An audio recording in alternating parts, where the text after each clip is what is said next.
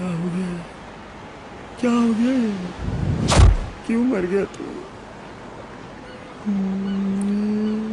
मत रो बेटा, मत रो। तो क्या करूं?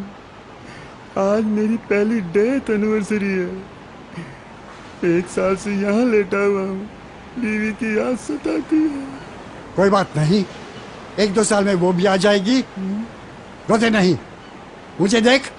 आपको तो एक्सपीरियंस है अंकल, मैं तो नया नया ही आया हूँ। अच्छा भूत ऐसे नहीं रोते। चल मैं तुझे पिक्चर दिखा लाता हूँ। कौन सी? भूत? 1 मिनट। चल जल्दी चल, नहीं तो शॉट छूट जाएगा। चल।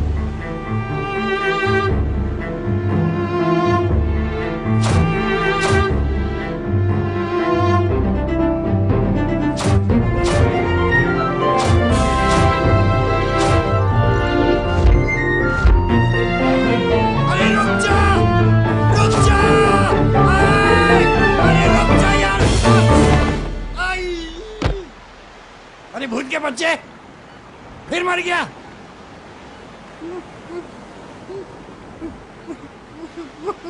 हाथी सीमेंट, मजबूती गजब की।